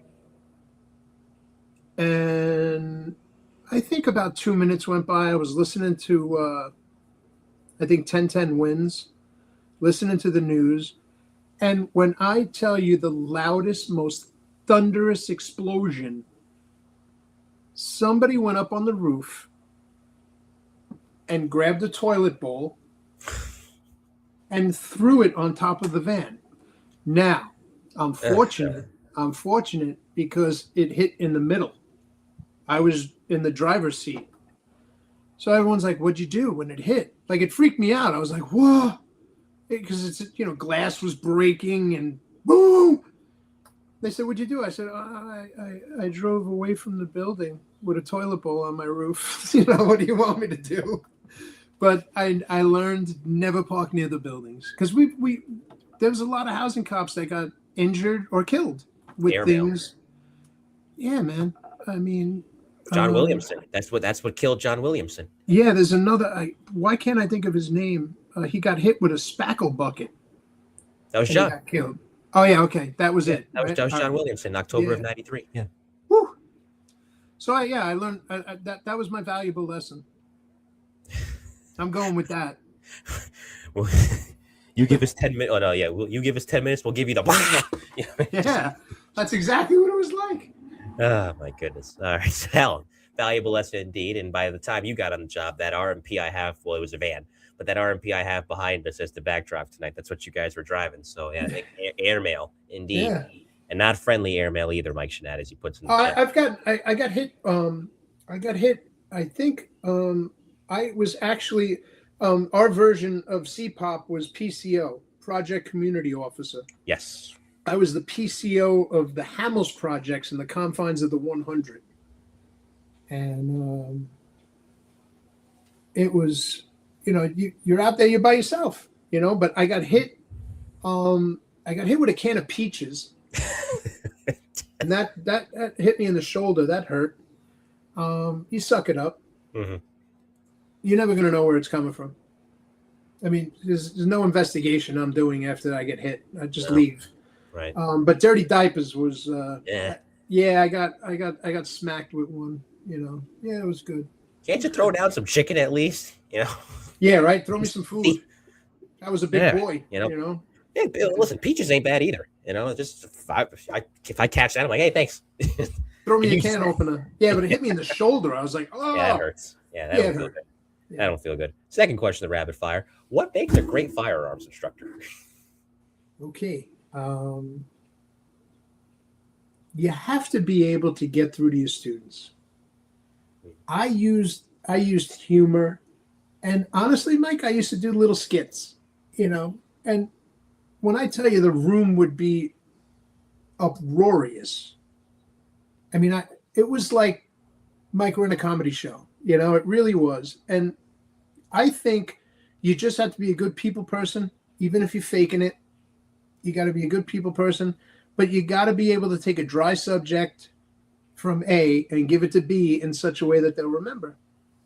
I used to tell when I first got there, I was training recruits, and I used to tell the recruits, hey, what's your most powerful weapon as a police officer? So you would hear the non-lethals go up, spray, stick, gun. And I'm like, nah, you're missing it. I'm like, what you have is the ability to take someone's freedom away in the free United States of America. You have the power to take someone's freedom away. Think about that for a minute. And they would all be like, oh, shit, Sure. But yeah. Sure. That's the biggest power you have as a cop. You could not only can you take someone's freedom away, I mean, God forbid, you might have to take a life in the course of your duty as a police officer. That's heavy. And don't take that shit lightly. Right. Yeah. Right. That's pretty good. Like I said, you already answered the third question. You talked about it in depth, so I won't ask it again. So you answered that. So we'll skip ahead to the fourth question, the rapid fire. When the housing police's legacy is often, and same thing for transit too, very unsung, just because not enough people know about it. They know about the merger, but they don't know about everything that happened with the history of both agencies before the merger. So for the youngsters that are on the job now that aren't really into the history, don't really know the history, what do most people misunderstand about the legacy of the housing police? Wow, misunderstand. God, you're right that people, NYPD is a recognizable name. Right. New York City housing, if you go to another state, other cops might know, be in the know about housing, but I don't know. Give me the question again. So, that's fine. So, a lot of people, unless you're a nerd like me that is into the history of the job, a lot of people don't know and don't even remember, the New York City Housing Police and the New York City Transit Police. And, the younger cops now that are on the job, they may be aware, oh, yeah, it used to be its own standalone department, but that's all they know. what do people misunderstand? And when I say this, I mean the legacy of the housing police. What do people misunderstand the most, do you feel, about the legacy of the housing police? And when I say people, I mean those that are on the job now, but may not know their history. Well, I don't know if it's a misunderstanding. They just don't know. Yeah. Once you get on the job, I mean, there's housing, transit, and PD now. Yeah. You're going to one of them. Yeah. I don't know about misunderstanding though, Mike. I don't see it. Or maybe, and that's, yeah, I mean, I could reframe it, and that's fine. Don't worry. But like, maybe you wish they would know about the old housing police. Okay. Yeah, that's a better way to word the question. Yeah. They got to understand. Like when I first got on the job, I had to take a bus. I had to take a bus to post. Yeah, sitting in uniform, bussing it, until they scooter trained us. But that we were always working, and you always hear stuff like housing unavailable. All right, it's true, it's true. But I'll tell you what, I came into work on a Sunday several times, and there wasn't. The biggest boss was a lieutenant that you didn't bother whatsoever, and you'd have a sergeant and maybe 2 cars for the whole borough of Queens. So if you were driving the patrol supervisor and you turned out of Pominock, you might have a shooting in the Rockaways. You might have a shooting in Astoria, and you got to pick it up. So yeah, we were unavailable a lot because if I'm remembering correctly, I think there was 3,800 housing at the peak. Yeah, I think it was like 3,800. So it was right. It was a small unit. That's why I said before it was like a family. Everybody knew everyone. If you were a good guy, you stood out. If you were a bad guy, you were exposed. They would pull no punches. And we were pioneers of the bike unit and community policing. Well, yeah, that's the original, like the PCO spot. The project community officer was the guy who had to go to meetings. You had to adjust. You could do they gave you a certain amount of day tours, a certain amount. Sometimes they would tell you, look, you're doing a week of midnights, which I never liked. My brother loved it. My brother loved it. But he was young and single, so he loved midnights. I'm a day tour guy. I'll get up at 4:00 in the morning to make it to work by 5:30. I'm that guy. So, yeah. It was. Go ahead, sorry. Go ahead. No, I don't have anything. Go ahead. No, it was like I said, it was really like a family. That's why I can't. I know they talk about housing and transit. They must in the police academy now. Mm-hmm. They must. So I think the new recruits, the new cops, the rookies, I think they understand housing and transit. They have to, because they have to teach that in the academy now. I don't think there's any misunderstandings. Well, yeah, I think that's a good way to put it. I wanted to pose the question, engage your thoughts on it. I'm glad I did. Definitely an insightful answer there. And what I was going to say is regards to the midnights, because at my current dispatch shift, I work the 4 to 12, but when I get held over, it becomes a 4 to 8 a.m. the next morning. I am young and single. I don't like the midnight hours. So to your brother, I say this kiddingly, you are a monster. Don't know how anybody likes those hours. I used to call him a vampire. Yeah, I'm like, ugh. He would only open his eyes at night. Those are hours. 4 to 12 ain't bad because you could still sleep in your own bed. You could still. It's great. And I'm right. It's perfectly. It's great when you're single. 4 to 12 is the tour to work. Right. But as a married guy, you want to day tour it. It just seems to work. All day.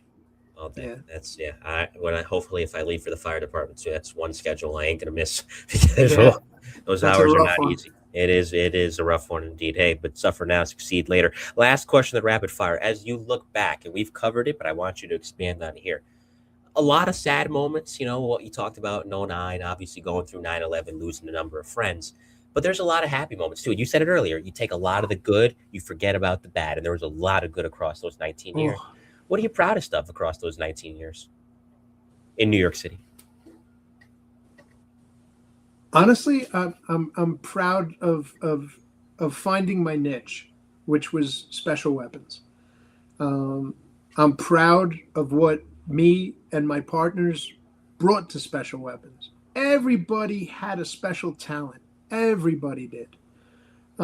Special weapons was really like a detail within a detail.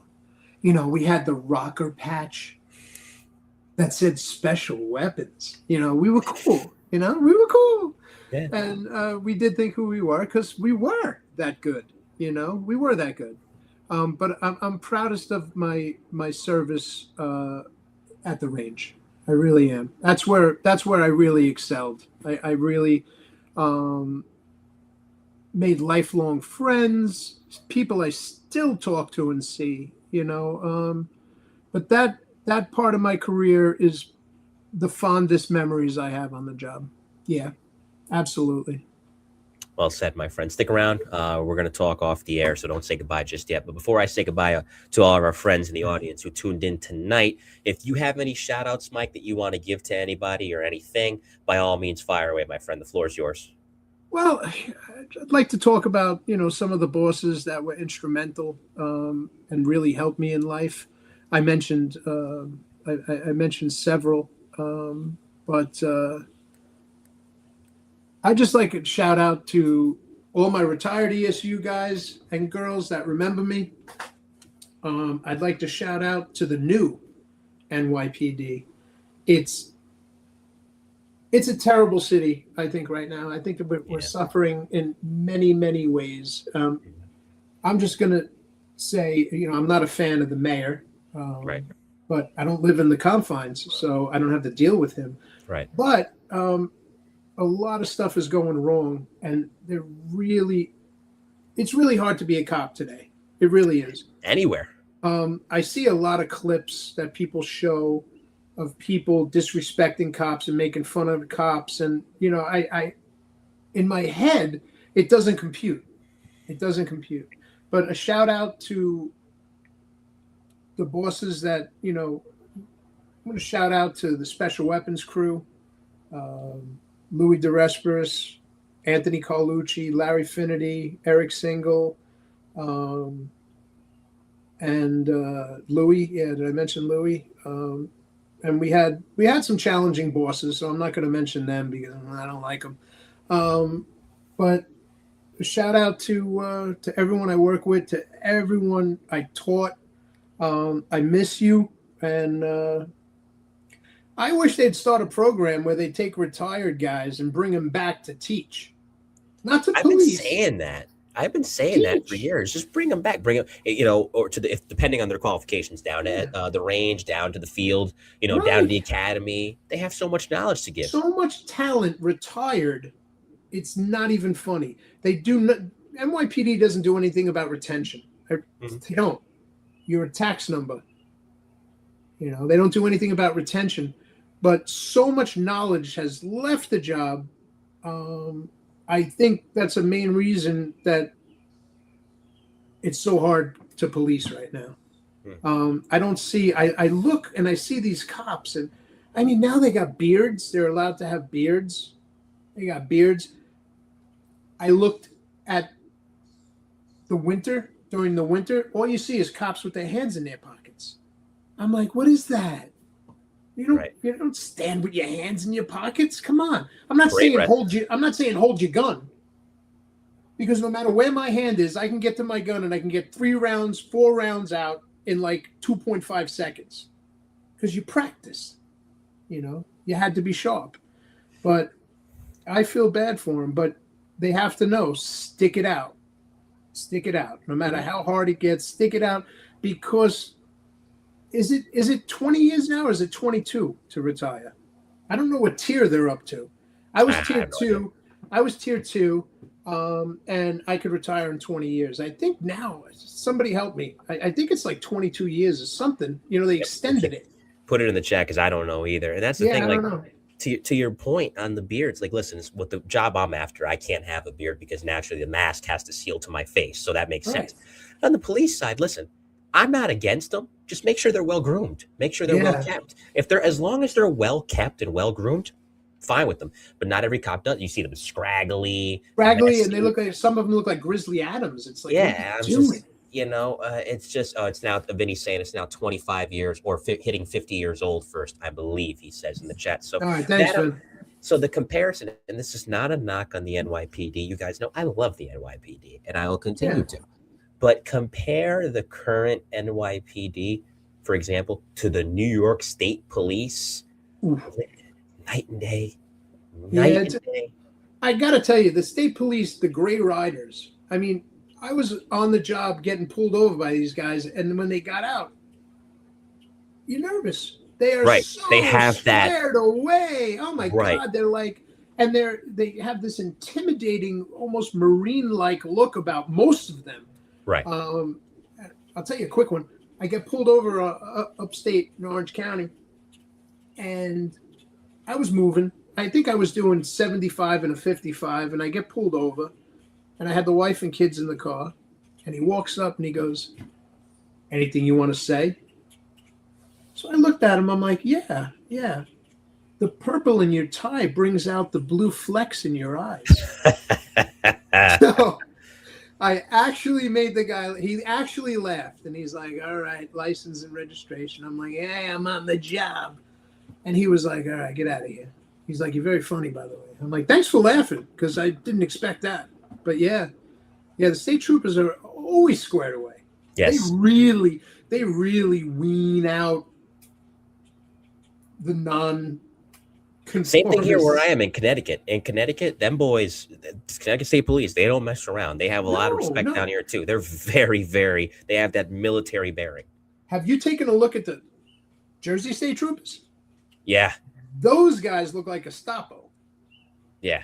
They Those guys, are, yeah. Oh my God. And, They don't, thank God I trained so many people, and I had cards from Mhm. Jersey, Connecticut. I had, and I used one in Jersey. We were going to Atlantic City, and we got pulled over. We were trying to beat a snowstorm. We were doing like a hunch. So we got pulled over. And I said, "Hey, we told him my brother was in the car." He's like, "Yeah, I'm a sergeant." I'm like, "I'm a cop. I'm sorry. We're just trying to beat the snowstorm. We're going to AC." And I said, "Do you know?" And I mentioned the name, because we trained their guys. Right. They would come and shoot at the range, and we made friends with them. Those dudes all had skin. They look like Aryan youth. Even the guys of color look like Aryan youth. Everyone had the shaved, yeah. the shave down, and they were all huge. Like the one guy I remember, I think his name was Glenn Sensenstein. That's the name I used in the car stop. Mhm. When I mentioned it, because he's a scary dude. I don't know if he's retired now. I don't know anything. I haven't seen the guy since the 90s, but he was he was like 6'5", just a like manly, scary man. And I used his name, and the guy looked at me. He's like, "You know him?" I'm like, yeah, I trained him. He's like, "Where do you work?" I'm like, "Special Weapons Outdoor Range in the Bronx." He's like, "All right, have a nice day." That's all he said. He looked scared, so this guy Glenn must have been a heavy hitter. Man, yeah. Ooh. But anyway, you look at troopers. Every state has just. I've yet to see a sloppy state trooper. Me too. Doesn't matter where I've been. One. Massachusetts, where I live in Connecticut, New York, they don't mess around. Or honestly, a fat one. That's what NYPD's got to work out. I was toting 395 pounds at one point.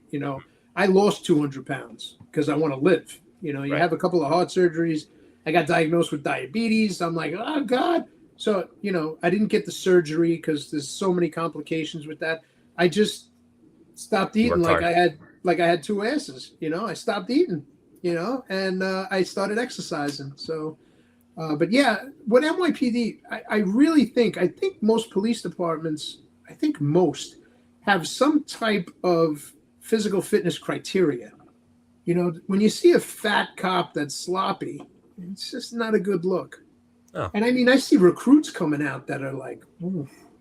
And that's any job. You don't want to be getting into the police service with that. You don't want to be getting into the fire service with that. No. Because I'm thinking to myself, if I see that on either job, police side, okay, somebody robbed somebody right in front of you. Can you chase them down? No. Yeah. No. Or if on the fire side, are you going to be able to have the gas tank to last in a structure fire?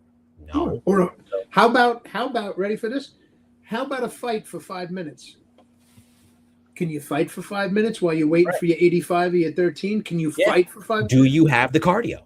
Fortunately, I was very good with my hands. I have no problem getting physical. I was a bouncer in 5 hot clubs before I became a cop. So, I was overweight. Okay. But I could fight. And there's ESU guys out there that'll tell you, I did a little something at Camp Smith when we were training. And it was an overzealous bouncer who didn't know that the place was filled with cops. We did the day at Camp Smith. We went, took showers, and jumped in the van. And I didn't drink. So I drove. Not drinking on the job isn't as bad as you think. I mean, back then, I got tested by a couple of bosses. And I got time for a quick story? Yeah, I don't care. Go right ahead. I'm sitting in an RMP driving this very salty sergeant. Guy must have had close to 30 on the job at the time. Salty. And he goes, pull over here, back it in, stay here. I'm like, okay. So he takes out a flask from his vest. He takes a little snort. And he goes, here. And he hands it to me. I know it's a test. Boom, I take a snort. It was the most disgusting. It was rye. And it was sitting in his armpit vest area. So it was hot. It was hot rye. I didn't know it, but this shows you how sharp this guy was. Great, must have been a great street cop. I looked, and at nighttime you could see your reflection in the vehicle when you look outside, right? So I turned my head and I cringed to get the booze down. Mm-hmm. So I hand it back to him. He screws it on me, puts it back in his armpit, and he goes, drive. I'm like, okay. He goes, hey, kid. I'm like, yeah. He's like, you don't drink, do you? And I'm like, why do you say that, Sarge? I saw your reflection in the window. You grimaced. He's like, be honest. You passed the test. Be honest. And I was like, yeah, I'm not a drinker. And that turned out to be an asset for me on the police department because on those Friday night last ones, mm-hmm. I drove all the boozers and I got them home to their wives. And their wives, actually, we had beepers back then. All the wives had my beeper, and I used to bring guys home and watch them get their asses beat on the front lawn by their wives. But after they beat their ass, they would be like, thank you, Michael. Like I was a popular guy because I was a non-drinker. Yeah, it was great. So non-drinking, especially in Camp Smith with all the ESU guys. Right. I would drive them there, get them back, not drunk, because I'm not getting pulled over in an RMP, boozed up. That's not me. Nope. But there was a time we went to this local spot, and one of the detectives, he was tied and went on, and he went into the bathroom, and the bouncer, because I interviewed him after I grabbed him by the neck and dragged him outside. The bouncer pushes the door open in the bathroom and grabs him. And he's really drunk and he wasn't a big dude. So he was very, so all I see is a bouncer dragging one of my boys. So I get behind the bouncer, I put a little lock on his neck and I dragged him outside. He popped up and I hit him and he went down. He's like, stop. And he's like, I'm like, all these guys are cops and detectives, bro. What are you doing? He goes, I thought he was using drugs. I'm like, no one's using drugs. So after that, I mean, I really manhandled the guy. And I got a great reputation, And then when I had my business, I got to be honest with you, Mike. I had more collars.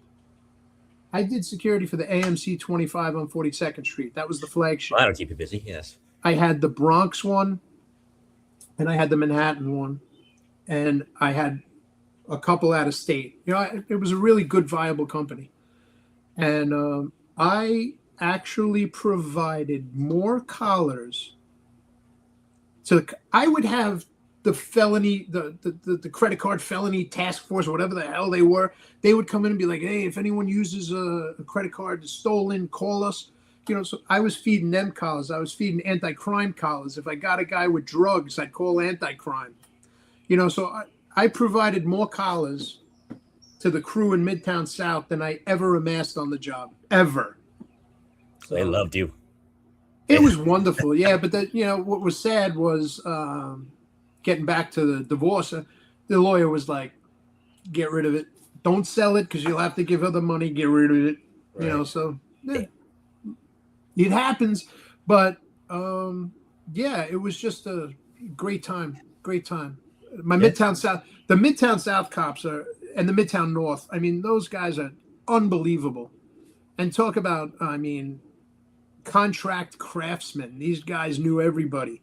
If you had the, the theater, one of the theater posts, Schubert Alley post, you were the man. And there is a guy that had the Schubert Alley post. I'm going to shout him out. Police Officer Donnie Schroeder. Wow. This guy had as many phone numbers as I did. What an unbelievable cop.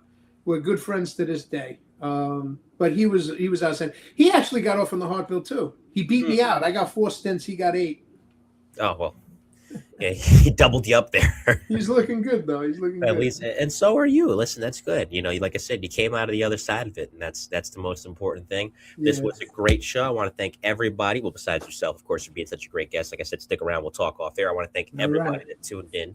I appreciate all the support as always. And next week, I know you guys will be back because I'm going to confirm it, but he should be good to go.